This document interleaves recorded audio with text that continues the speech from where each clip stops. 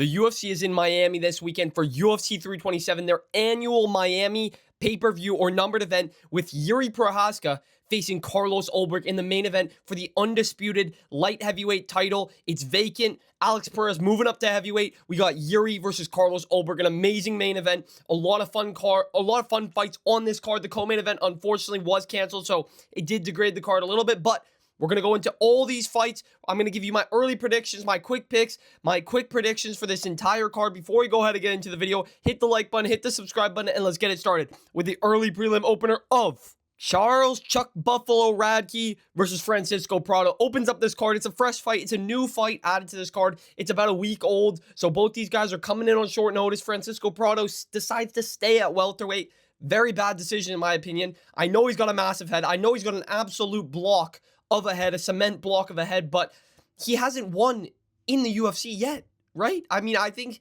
he's on a 3 or 4 fight losing streak, Francisco Prado. Don't know why they're keeping him around. I think it's just because he's Argentinian. I'm going to be completely honest. And there are a couple Argentinians on this card.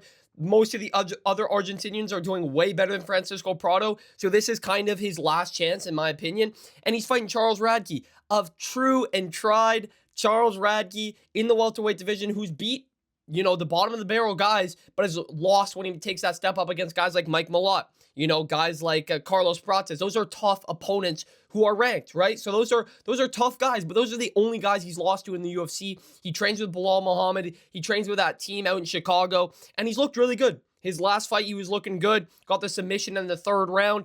You know, utilized his grappling, showed off his grappling skills, and I think Charles Radke should win this fight. I know Francisco Prado desperately needs a win, so he might be his back against the wall here. He might pull it out the bag, but I think Charles Radke is the true tried welterweight here. He's got more power. His grappling is better. Francisco Prado at welterweight just isn't good. I think he should move back down to lightweight. This is a bad move for him. Maybe the cut's too bad for lightweight. I don't know, but I think Charles Radke's going to be bigger. I think he's going to be more powerful, and I think he's going to be the way better grappler. So give me Charles Radke by decision as the quick pick or quick prediction for this fight. We move on to the next fight.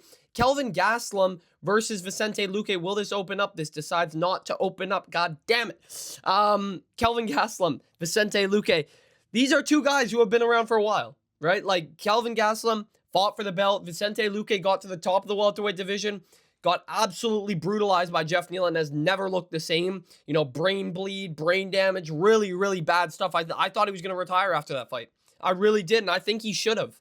You know, as controversial as that may sound, because he's gotten a couple wins since, I think he should have retired after that loss because it was very, very bad for his health, and I think it's going to be very bad for him long term. But here he is, moving up to middleweight to fight Kelvin Gastelum, a former welterweight who just decided, nah, fuck it, I'm just going to keep eating, and I'm going to go up to middleweight, and I'm going to miss weight at middleweight and do all this shit. Like, it's actually trolls from Kelvin Gastelum, but this is just a joke of a fight, I'm going to be honest. But it's a fight that, you know, there's name value here. Kelvin Gastelum's been around the block. Vicente Luque's been around the block. Put them both on the prelims of this numbered event, and you're going to get some eyes early. I'm going to be watching this fight, but I'm going to go with Kelvin Gastelum to win this fight. You know, Vicente Luque, since losing to Jeff Neal, has really struggled in the striking department, has really struggled to beat any sort of decent striker. He's just gotten absolutely picked apart. And Kelvin Gastelum's a decent striker. He's a decent striker. He's got really good speed for his weight, for his size, for his stubbiness. He's got really good speed. He's always had good speed, good boxing. You know, his takedown defense is pretty solid. His chin is phenomenal. It's uncrackable, apparently, because Joe Pyfer put an absolute bomb of a right hand on him, couldn't put him out. You know, Izzy couldn't finish him. Other guys couldn't finish him at the top of the middleweight division. So I don't see Vicente Luque subbing him. I don't see him knocking him out. And I think that's what Luque has to do to win this fight. And I don't think he's going to sub Kelvin Gastelum, even though we've seen Sean Brady do that. I don't think Vicente Luque's got that in his game, especially at this age. So I'm going to go with KG to win this fight over 15 minutes, probably a decision. Maybe he cracks Luque's shins, puts him down at middleweight. I don't know, but I think Luque's chin's going to be better at middleweight. So I'm going to go with Kelvin Gastelum by decision, outstrikes Vicente Luque over 3 rounds. We move on. Chris Taco Padilla versus Markel Banderos, another fight that has kind of recently been added to this card. And if you guys know, Chris Padilla is my boy. All right, this is a biased pick, okay? Chris Padilla is my fucking boy. I've been rooting with Chris Padilla since he fought Rong Ju. Literally since he fought Rong Ju. So a few fights ago now, when he got in the UFC, a lot of people were doubting him against Rongju. He had that nice elbow over the top, completely shattered Rongju's eye. His eye socket just destroyed it. And then he beat, what's his name, in London there. He's fighting next weekend. He's fighting Mandel Nalo next weekend. You guys know who I'm talking about, the British guy that Ilia Topuria flatline KO'd. Beat him by split, and then he just beat Ismail Bonfim in the Apex. Broke him down after Ismail Bonfim missed weight, looked terrible, but Chris Padilla got it done. And Markel Medeiros, even though he's good and he's gotten some decent wins in the UFC, like, the competition, if you look at these guys' records, they're both 4-0 in the UFC, but the competition is not even close, right? Like, Markel Medeiros is beating Mark Choinsky. Who the fuck is Mark Choinsky? Chris Padilla is beating Ismail Bonfim. You know, he's beaten Ismail Bonfim. He's beaten Rongju. Those are good wins. Those are solid wins that I don't know if Markel Medeiros would beat, if I'm being completely honest. But Chris Padilla is a very technical fighter. He stays very composed. He doesn't have the biggest power in his hands. He doesn't have the best submission ability, but he mixes it all very well. He's a mixed martial artist to the max, and that's what I love about Chris Padilla. That's why I'm a Chris Padilla fan. I'm a Chris Padilla believer, and I think he's going to beat Markel Medeiros. I think he is going to beat Markel Medeiros because Medeiros, even though he's a very clean, crisp striker, you know, when people get in his face and they make it dirty, they make it nasty, they make it very competitive, you know, just make it grueling, you know, break him down, push him, force him into exchanges nonstop, he struggles. We saw that with Austin fucking Hubbard, okay? Chris Padilla is better than Austin Hubbard, so I'm going to go with Chris Padilla to win this fight. Either late round TKO, like late second, early third round TKO, or just a decision. Depends how tough Markel Medeiros is and how much pressure Chris puts on. But I think Chris wins this fight. I do believe in Chris Padilla. I'm on the Taco Chris Padilla hype train, so I'm going to ride with Chris Padilla. I think he's still underrated. He's still overlooked. Give me Chris Padilla to win this fight by late TKO or decision. I think he beats Markel Medeiros in this fight. So we move on to the main prelims here. Tatiana Suarez versus Lupi Godinez, man. Low-key a title challenge. Fuck, man, this fight. Oh, my. I just know this fight's going to be ass. I know it will. I know it will, man. Like, I know there's going to be people trying to gaslight themselves and be like, yo, guys, this is actually a banger, bro. Dude, can you imagine the scrambles in this fight? The back, like, bro, shut it down. Shut it down. This is going to be a boring 15-minute snooze fest. The only way this is entertaining is if Lupi Godinez doesn't get smudged. Let's just be honest. This is literally Verna Jandiroba versus Tabitha Ricci 2.0. It's the same shit. It's the same exact shit. And how was that fight? Boring as fuck. All right? So I'm going to go with Tatiana Suarez. Boring decision. I'm hoping Lupi Godinez upsets her. I'm going to be honest. I hope Lupi gets it going on the feet. Stuffs Tatiana's takedowns. But it's just like Tatiana's so fucking big, man. She's just a man. She's like a man, you know? I don't want to hate on Tatiana too much. Like, shout out to her for, you know, battling cancer, all these things. Like, she's had an absolute journey in the UFC, okay? I don't hate Tatiana. I just hate her fight style, okay? She's boring. She smudges people. She's not entertaining. And she got whooped up by Zhang Weili. But I think she beats Lupi Godinez by decision, 30-27, maybe 29-28. Lupi has a good third round, you know? Was it finally able to stuff the takedowns, kind of like Tabitha Ricci? But I'm going to go Tatiana Suarez by decision. Just non-stop takedowns, grueling takedowns again and again. It's going to be like a similar fight we're about to talk about in a minute. This one right here. Mateusz Gamrot versus Esteban Ribovic. Same type of fight. You know? Gamrot's trying to get that takedown. He's trying to chain wrestle you to the max. And Esteban Ribovic is trying to chin you on the feet. The problem with this fight, now, the thing is, a lot of people are going to be picking Esteban Ribovic. And I get it. He's very good, very entertaining. I would love to see him ranked and see him, you know, fight the best of the lightweight division. But I'm going to be honest. I don't think he's the best of the lightweight division. I just got to be honest, man. You know, Esteban Ribovic, people were kind of building him up because he beat Daniel Zellhuber. He knocked out Terrence McKinney with that brutal head kick. And then had absolute scrap with Nasrat Hakparas where he arguably won that fight. He kind of got robbed. People were saying robbery. But let's just be honest with ourselves. Terrence McKinney is a 50-50 fucking fighter, okay? You know? Daniel Zellhuber is fucking ass. Clearly Esteban Ribovic should have finished him because Bobby Green, King Green fucking finished Daniel Zellhuber. He's dog shit. And so did Michael Johnson. Michael Johnson made it look easier than Esteban Ribovic. So what are we doing? And then you've got Nasrat Hakparas, who just got freaking head kick KO'd by freaking Quillen Salkild. you know? And Esteban Ribovic had a very close fight with him. Now, I know these aren't bad losses or bad wins. Like, I'm not trying to discredit his wins, but they're not as good as we used to make them out to be. And Mateusz Gamrot is coming off of a submission loss to Charles fucking Oliveira. All right? It's Charles Oliveira. Okay? At the end of the day, he's literally the BMF champ. He's number 2 in the lightweight division. Mateusz Gamrot has been fighting nothing but the top of the lightweight division. Arman Tsarukyan, Charles Oliveira, Dan Hooker, you know? And then every time he takes that step down, he fights Ludovic Klein, you know? He fights Esteban Ribovic. He fights guys that are below him. He absolutely smudges and demolishes him. So I'm going to go with Mateusz Gamrot. Absolute masterclass here. Probably gets dropped at some point in this fight, though. Probably gets dropped with a jab or something. Gets stumbled a little bit, but then he just chain wrestles. And I do like Gamrot, bro, because Gamrot, a lot of people hate on Gamrot's style, and I get it. It's not the most entertaining, but he's always scrambling. He'll fight anybody, anywhere. He's done this so many times now.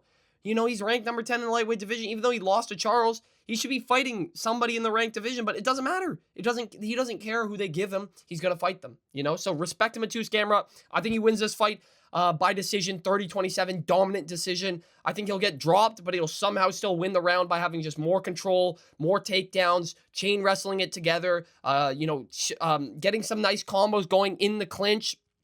And in those grappling transitions, I think he still throws punches. I like that Gamrot still throws punches while he's grappling and while he's transitioning. So I'm going to go Gamrot. Out damages, outworks Esteban Ribovic over 3 rounds. You know, Ribovic is good, but this is just another level, man. This is a hard guy to fight to enter the rankings. This is a very hard, debut into the rankings for Ribovic. So give me Mateusz Gamrot, 30-27 decision.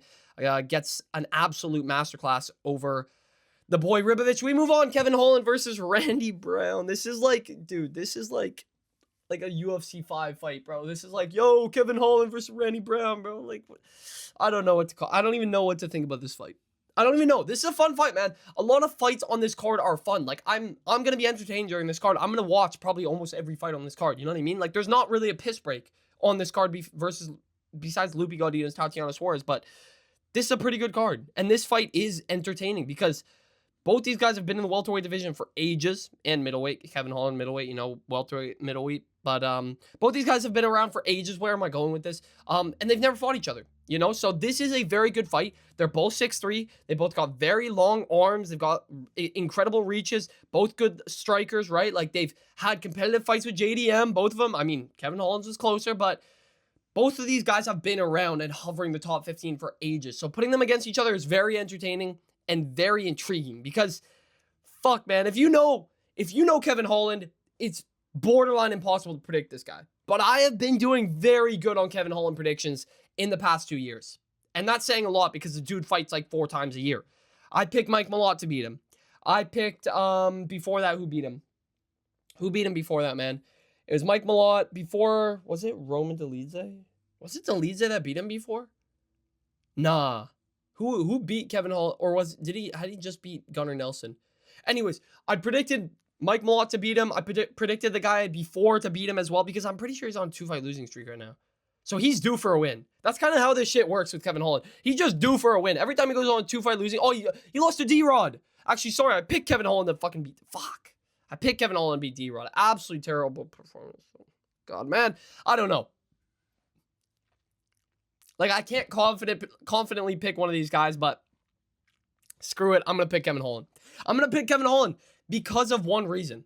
I think in the clinch and in the grappling exchanges, I think he's going to do much better than people expect him to. I think Kevin Holland in Miami on a big numbered event shows out. This is the type of card where he cares. When he was in Canada, doesn't give a fuck. You know, when he's in New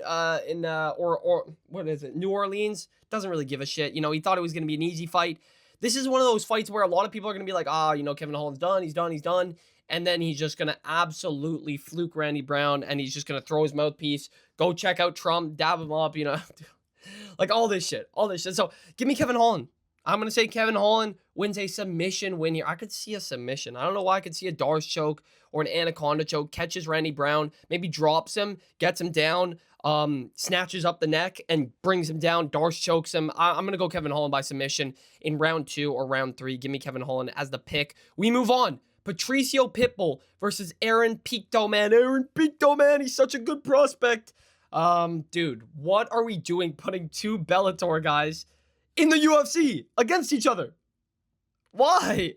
Why? I don't understand this matchmaking. I don't understand this fight, bro. I actually don't get it, man. I think everybody and their mother is going to be picking Aaron Pico this weekend. Yo, he looks so good against Lerone Murphy, man. He was ripping the body. He was looking so good. He was out wrestling him. He was just looking explosive and dangerous. He just got caught, man. He just got caught. The problem is with Aaron Pico, his chin is made of fucking glass. His chin is literally made of glass. This is a crazy prediction. I'm going to go Patricio Pitbull.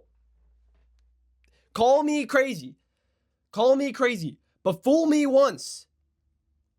Shame on you. Fool me twice. Shame on me. I'm not going to be fooled again, all right? I'm not picking Aaron P. And I picked Lerone Murphy the first time. I didn't get fooled the first time, all right? It doesn't matter. But I'm not getting fooled here. I am not picking Aaron Pico at like minus 400 this guy is. Patricio Pitbull at plus 380 might be one of my favorite underdogs of the week. I'm going to be coming out with that show very soon, the YouTube video this week. In the next couple days, my favorite underdog bet, so stay tuned for that. But I'm going to go with Patricio Pitbull. I'm going to go with Pitbull to win this fight. I think Pitbull is composed enough as a vet to be able to last the 1 or 2 minutes of flurry that Aaron Pico has. And once that's over, if Aaron Pico does come out guns blazing like he did in his first debut or in his debut, I think Patricio is going to take over, and I think Patricio is going to chin him, genuinely. But I think Aaron Pico is going to be worried because of that debut. I think he's going to be a lot more careful. We're going to have a tit-for-tat fight. And I think round 2, Pico's going to be like, shit, nothing's really happening. I'm going to go in, and I think he's going to get chinned. I'm going to go with Patricio Pitbull, right hook, KO. I'm trying to predict this perfectly. Like, I don't want to say, like, backed up against the fence, but I might predict even Patricio Pitbull backed up against the fence, right hook, KO. Or maybe Aaron Pico's coming in, ripping body shots, and Patricio's circling, and then boom, catches him on the circle with the right hook, drops Aaron Pico, finishes him. So I'm going to go Patricio Pitbull, round 2, round 3 KO. He's old. A lot of people are going to say, oh, he's so old. Aaron Pico's in his prime. But, dude, Patricio Pitbull is more durable than Aaron Pico. And Patricio Pitbull actually beat somebody UFC caliber in Dan Ige. So I'm going to go with Pitbull. Either round 2 to round 3 KO, maybe a decision. But I'm going to say he gets a KO just because of the pressure that Aaron Pico puts on. Also, that tied with his glass chin. I mean, the guy's been knocked out so many times, like by random nobodies. So give me Patricio Pitbull by KO, round 2, round 3 as the pick. We move on to the main card, Cub Swanson versus Nate Landwehr. I actually think this is main card worthy. There's a lot of other ranked fights you could put on this main card, but this is a banger. This is a banger. When I saw this fight get announced, I was like, this is the type of fight we need on a Miami numbered event, genuinely. Nate, the Train Landwehr versus Cub Swanson in his retirement fight. This should be a fun fucking fight. Like, there's no way I see this fight not being an absolute scrap, because Nate Landwehr, every single fight he's in is a banger, every one, and that's why this guy's on the UFC roster. Same goes for Cub Swanson. His last fight with Billy Quarantillo a year and a half ago, or almost 2 years ago, was an absolute scrap, and then he brutally knocked him out in the 3rd round. So that was a great fight. I expect this to be no different. Cub Swanson, retirement fight, all on the line here. He wants to go out with a win. Nate Landwehr needs to get back in the win column. This should be a great fight.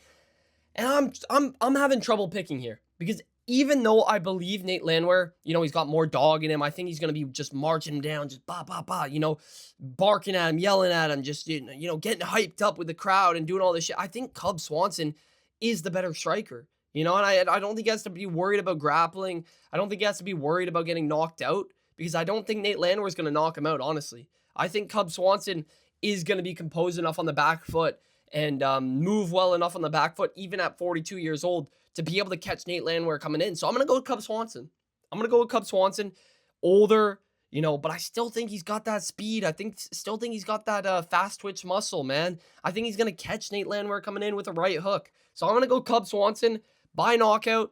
And I think this is going to be a war. I think this is going to be a great, great fight of the night. And Cub Swanson's going to go out with a bang, man. So I'm going to go with Cub Swanson in his retirement fight. Catches Nate Landwehr coming in, maybe 2nd round, 3rd round. I'm going to go with Cub Swanson by knockout. Catches Nate Landwehr coming in. Nate's overexposes himself, leaves his chin open. Cub just catches him with a big right hook and then maybe a left hand behind it, or maybe even an uppercut. I could see an uppercut. That'd be sneaky. But I'm going to go Cub Swanson, round 2, round 3 KO in his retirement fight as the pick. We move on. Dominic Reyes versus Johnny Walker, man. Fuck. Oh, dude, this is glass chin versus glass chin. This is like if I was to bet on a fight having a KO, like bet my house on one fight ending by KO, this would be it. You know what I mean? Like this would be the fight. If you have one fight you need to bet on to end by KO and you need to put your entire life savings on it, this is the one, boys. All right, so I'm going to go Johnny Walker. All right, call me crazy. I'm going to go Johnny Walker. A lot of people are going to be picking Dominic Reyes this week, and I get it. You know, he's the better striker. He got caught by Carlos Ulberg, who's fighting in the main event, you know.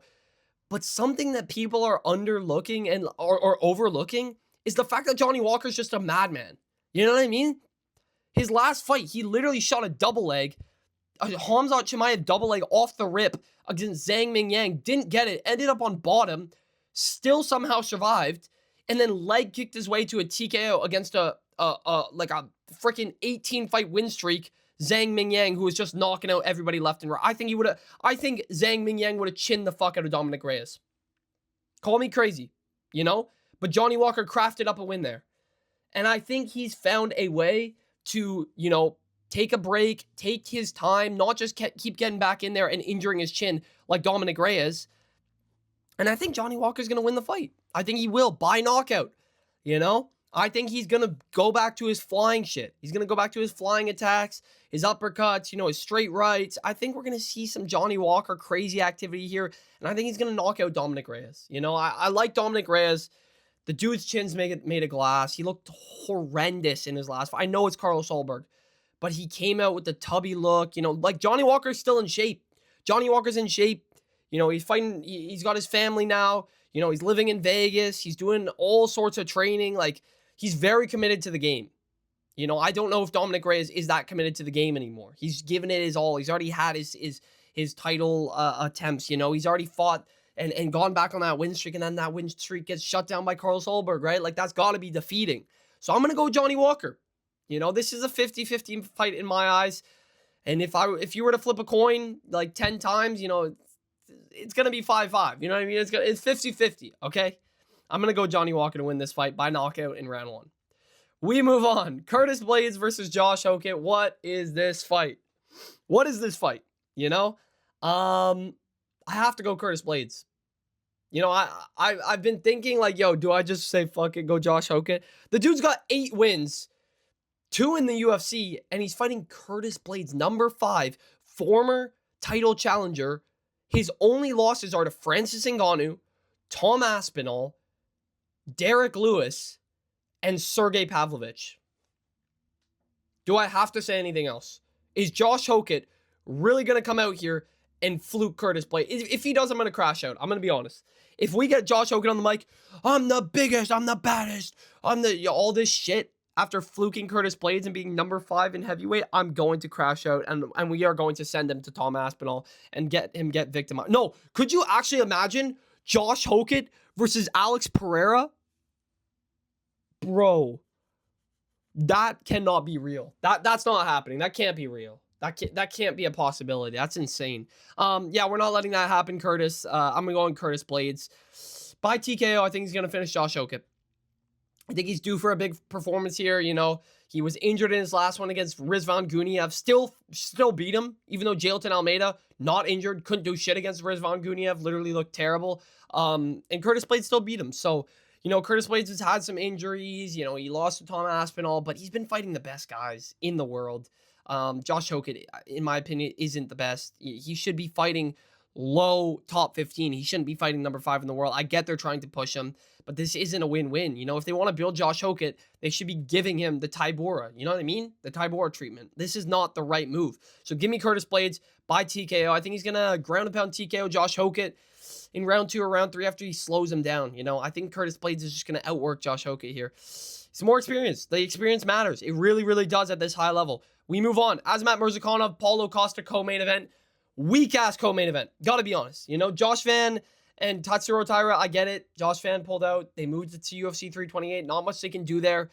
But I didn't realize how much that co-main event getting pulled would weaken this card, because Paulo Costa in a co-main event on a numbered event in the Big 2026 is pretty brutal.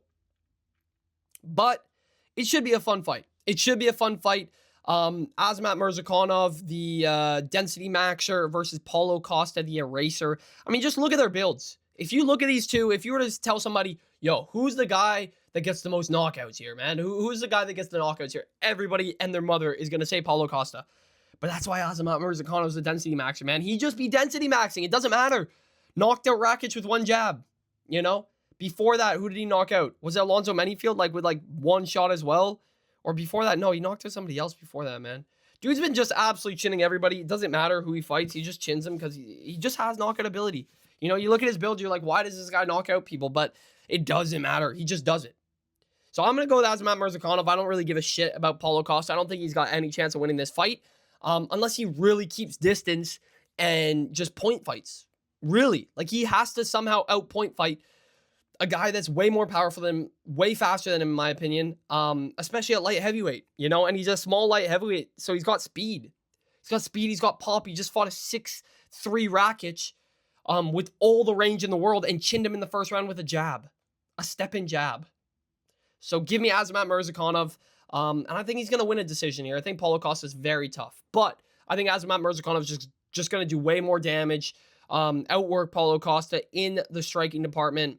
And I think he's going to win a 29-28. You know, maybe Paulo does it good early, but Azamat just picks it up, wins the fight by decision. Give me Azamat Mirzakhanov. Then we move on to the main event. That fight going to the main event feels kind of weak, but the main event's a fucking banger, so I don't care. Jiří Procházka versus Carlos Ulberg for the light heavyweight title. Inject this into my veins. Inject this into my veins. This is a banger. And I know bangers, guys, and I know bangers. Let's go for that. I bring Big Storm. Let's go for that, okay? This fight, I've been thinking about this fight so much. I'm so excited for this fight. I'm really, really excited for this fight. You know, even though Carlos Ulberg, not like a fan favorite, this is going to be an amazing fight no matter what. Because Carlos Ulberg is a phenomenal striker. He's not going to be shooting blast double legs. He's not going to be trying to take down Jiří. He's not going to be trying to grapple Jiří, smother him, make this boring. He's going to be striking with Jiří Procházka for 5 rounds for as long as this goes. And Jiří Procházka is going to bring a fucking storm to Carlos Ulberg. I'm telling you guys, Jiří Procházka is going to destroy Carlos Ulberg in round 3 or round 4. Mark my words, okay? Mark my words. Just like we marked my words last weekend. Mark my words. Jiří Procházka, round 3, round 4 TKO. Brutal TKO. Probably spinning elbow into an uppercut, into a knee, into an elbow. Some crazy flying shit. Jiří Procházka is going to put on a samurai performance the day before his son is born. Jiří Procházka is about to get this one done, man. And new light heavyweight champion of the world, Jiří Procházka, for the second time in his career. I think Jiří Procházka is better than Carlos Ulberg everywhere. You know, Carlos is a very phenomenal kickboxer at range. Leg kicks are there, but we've seen this game before. We've played these games before. It doesn't matter if you obliterate Jiří Procházka's legs because he will just come back. He will just come back. We've seen it with Jamal Hill trying to just chop the leg kick, chop the low kick. He did it, you know? And we're thinking, okay, Yuri's wobbling around. He's wobbling around. It doesn't matter. It just doesn't matter, man. He comes back and he just keeps going, keeps going. You have to absolutely put this guy out cold if you are going to win against Jiří Procházka. There's no other way. There's no other way besides chinning Jiří Procházka out cold. Will Carlos Ulberg do that? I don't believe so. I don't believe so. He's got good power. Don't get me wrong.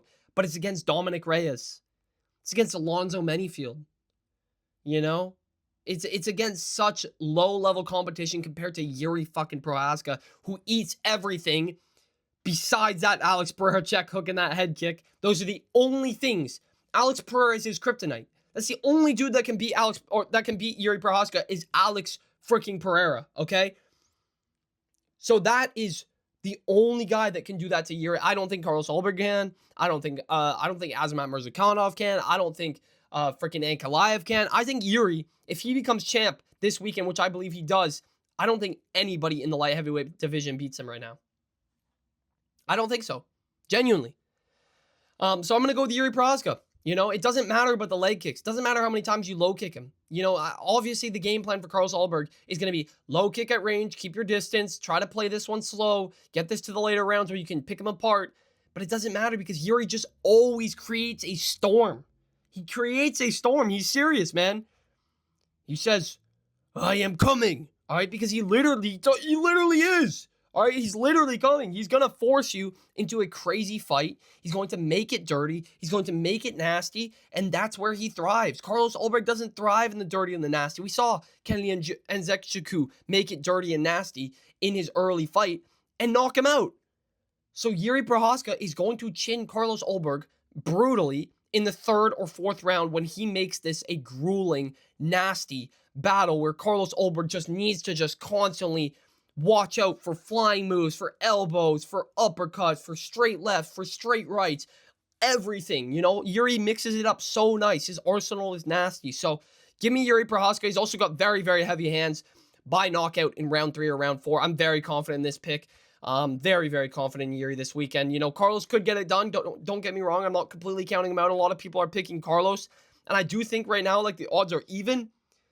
But I just don't see a world where Carlos Ulberg breaks and chins Jiří Procházka.